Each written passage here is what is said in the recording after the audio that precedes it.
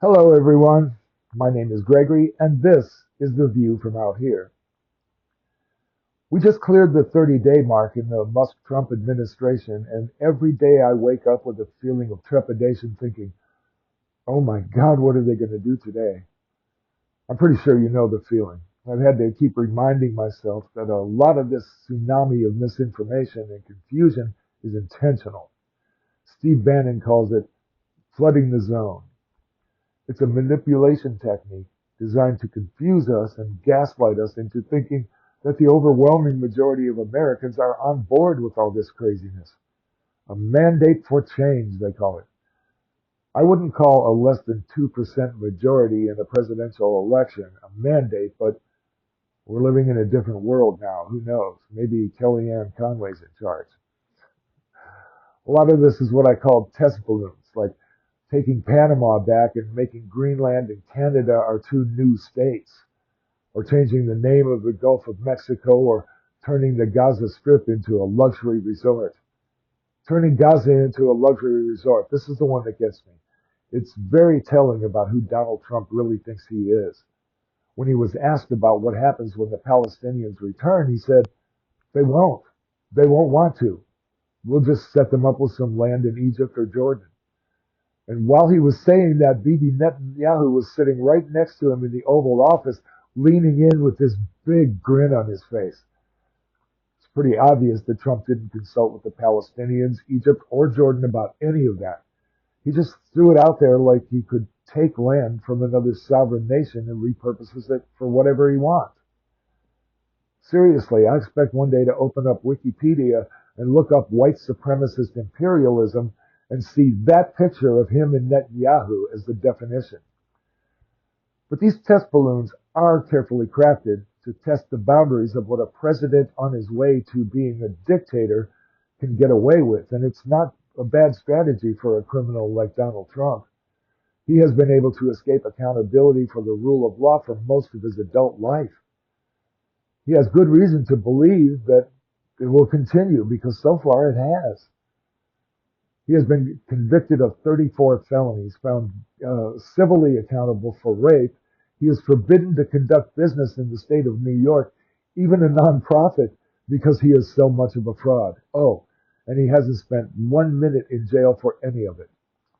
And what has it gotten him, you might ask? The presidency of the United States of America and the opportunity to turn the whole thing into a wholly owned subsidiary of the Trump crime syndicate. Right now, it looks like Trump is focusing his attention on foreign affairs and leaving Elon Musk to dismantle the United States domestically. I don't know if you've seen any of his executive order signing ceremonies, but there will always be a White House staffer standing right next to him explaining what it is that he's signing. Trump always seems to be surprised by them. He'll say something like, oh, this is great. He'll sign it and then proudly hold it up for all to see like he was being inducted into the Big Boy Clean Plate Club. You young folks might have to look that reference up. I was inducted many times as a toddler. Big Boy staff would give me a balloon or a lollipop or a cute little toy when I showed them that I ate all the food on my plate. I don't mean to make light of what's happening right now, though. As I speak, we are in the middle of a hostile corporate takeover of the United States government, reminiscent of the hostile corporate raiders of the 80s, like in the movie Wall Street. For lack of a better word, says Michael Douglas in his big speech at the end, greed is good. And that, ladies and gentlemen, is what you and I are living through right now. These two megalomaniacal mental patients are trying to transform this country into a private sector business that they own. They fail to recognize that there's a big difference between private sector businesses and a democratic republic. The primary obligation of a private sector business, make money. The purpose of a democratic republic is to provide for the common defense, the safety and well-being of the Commonwealth, and to provide those things that the individual could not reasonably be expected to provide for themselves. A business and a government are not the same thing. What amounts to a coup is in progress right now. Your compliance is expected in the form of fear. Don't fall into it. Your compliance is expected in the form of obedience. Don't do it. Gone are the days of having to pass a civics or social studies class to graduate from high school. Gone are the days of being required to read such books as 1984, Lord of the Flies, The Diary of Anne Frank, or Watership Down, or one of my books, and prove that you understand them by breaking them down in a book report. President Musk's dismantling of the Department of Education is no mistake. It is designed to make sure that your kids are not prepared to recognize fascism when it is happening to them.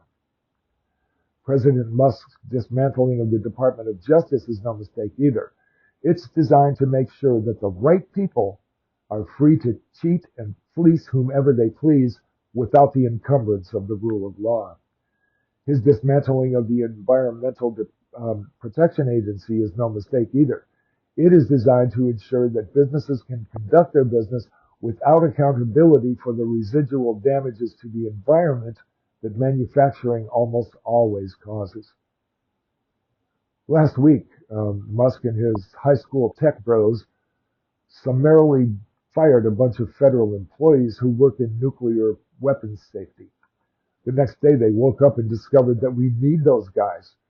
And because they were fired, their computer data was deleted, so now Musk has no way to contact them to beg them to come back to work. Musk and his minions don't know what they're doing. They just barge in with a chainsaw and start breaking things without a thought for what those things actually do. A part of Elon's brand is that he's a tech genius. I guess it's pretty clear now that he's not a tech genius. He just knows how to hire clueless teenagers who are. The conflicts of interest with Elon Musk that Elon Musk has with the government of the United States is staggering. And he has Trump's full support. Well, I mean, no surprise there. I mean, Elon Musk did buy him the election. Musk is effectively running the domestic part of the government. He has not been elected to any office. He's not even an American citizen. He's just a friend of Donald Trump. A commodity, incidentally, that is well on its way to becoming actual currency in this new golden age of America. This dismantling of the United States really is as bad as you think it is. Former RNC chairman and MSNBC talk show host Michael Steele made that real for me earlier this week when he shouted, "The wolf is no longer at the door. He's in the house with you right now." In short, if your hair is not on fire at this point, one of two things are true. You're either already in the cult and you drank the Kool-Aid, or you're not paying attention to what's happening. The Musk-Trump administration is doing a full court press to marginalize pretty much everyone who isn't a Christian nationalist, white supremacist, toxically masculine, cisgendered male. All of this is as bad as you think it is, and I'm often feeling fearful about it.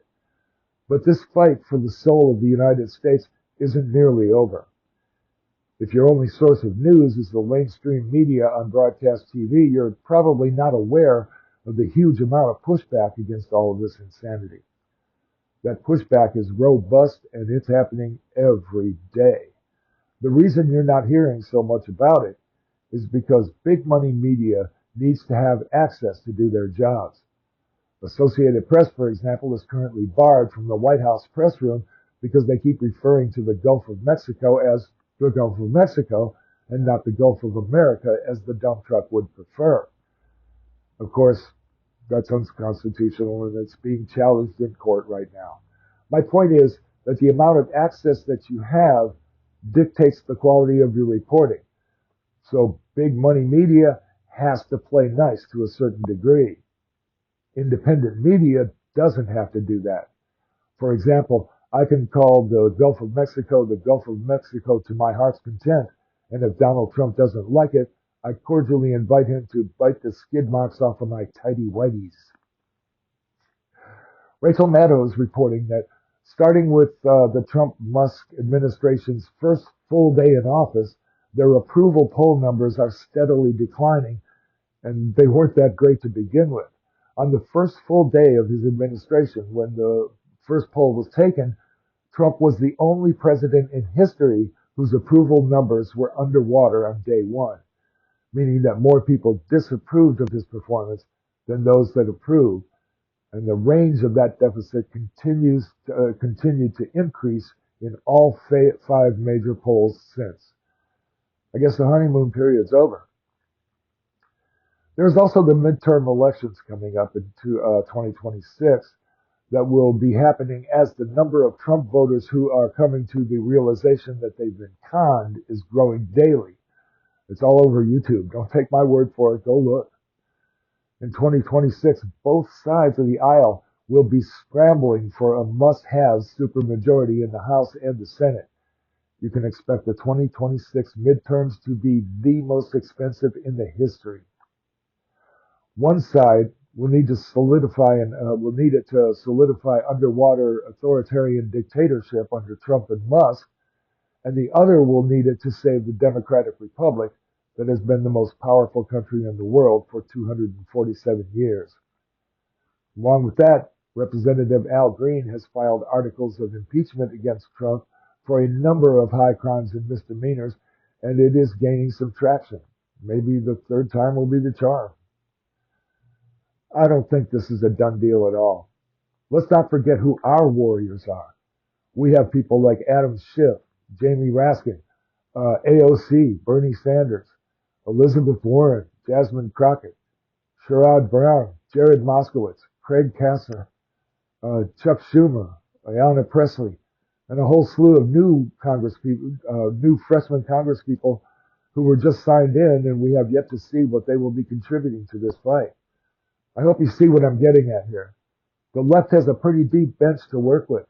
There are plenty of patriotic powerhouses on the left working every day to push back against this insanity, and they are doing so. There is also the probability that as Trump's popularity wanes, we may even see a few Republicans finally rediscover their spine and defect. And if you're not watching independent media on YouTube, X, and all the rest of it, or any number of other platforms, you're probably not going to see very much of that.